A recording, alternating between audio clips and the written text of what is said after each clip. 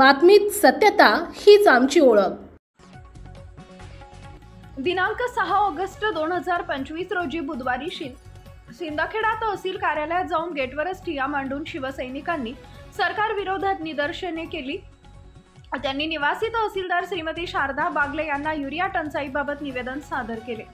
शिंदखेडा तालुक्यात सध्या युरिया खताचा तीव्र तुटवडा निर्माण झाला असून त्यामुळे शेतकऱ्यांना मोठ्या अडचणींचा सामना करावा लागत आहे।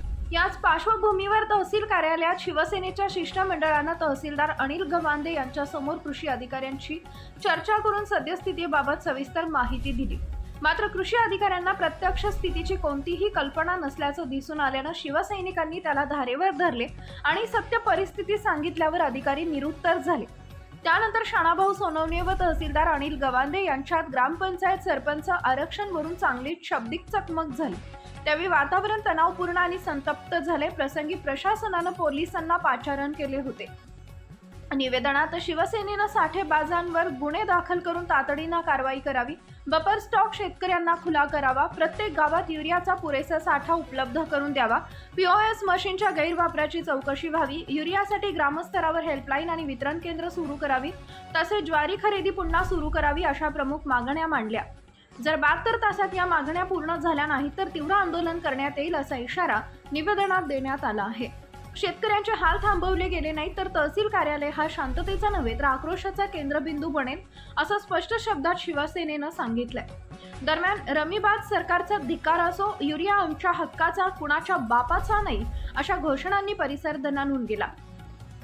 शेतकऱ्यांना भर उन्हात रांगेत उभे राहूनही युरिया मिळत नसल्याने त्यांचा रोष वाढत आहे। या आंदोलनात उपजिल्हा प्रमुख शाणाभाऊ सोनवणे, तालुका प्रमुख गिरीश देसले, माजी जिल्हा परिषद सदस्य छोटू पाटील, कृषी उत्पन्न बाजार समिती सदस्य सर्जेराव पाटील, कल्याण बागल, शहर प्रमुख संतोष देसले, ईश्वर पाटील, नंदकिशोर पाटील, सागर देसले, रावसाहेब देशी, भाईदास पाटील, आधार बोरसे, संतोष माळी, नामदेव भिल यांच्यासह अनेक शेतकरी सहभागी झाले होते। परिस्थितीच्या गांभीर्यामुळे पोलिसांना तातडीनं दखल घेऊन शिंदखेडा तालुक्यात युरियाचा पुरवठा सुरळीत करावा अशी मागणी जोर धरू लागली आहे।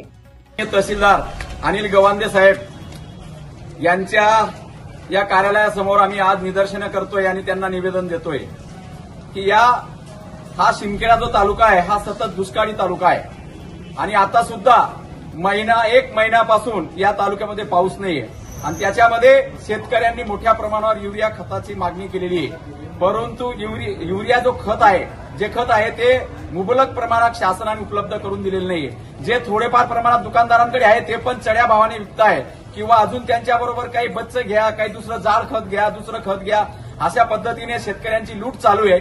आणि त्या संदर्भात आम्ही माननीय तहसीलदार साहेबांना भेटायचं होतं, परंतु तहसीलदार साहेब उपलब्ध नाही। आम्ही नायब तहसीलदारांना निवेदन देऊन नंतर 1 तासानंतर तहसीलदार साहेबांशी चर्चा करणार आहेत। आणि त्या दुसरा असा महत्वाचा मुद्दा आमचा असा आहे की जी ज्वारी खरेदी चालू होती ती मागच्या आठवड्यापासून सरकारने बंद केलेली आहे आणि त्याच्यामुळे अनेक शेतकरी हे तालुक्यामधून राहून गेलेले आहेत। म्हणून तात्काळ खरेदी विक्री संघाने ज्वारीची खरेदी चालू करावी अशा विविध मागण्या घेऊन आम्ही आज तहसीलदार साहेबांना निवेदन देणार आहेत। आणि जर मागण्यांची पूर्तता झाली नाही लवकरच आमचं मोठं आंदोलन शिवसेना उद्धव बाळासाहेब ठाकरे गटाच्या वतीने आम्ही करणार आहोत। आपल्या परिसरातील महत्त्वाच्या बातम्या पाहण्यासाठी आजच आमच्या JBTV न्यूज चॅनलला YouTube वर सबस्क्राईब करा आणि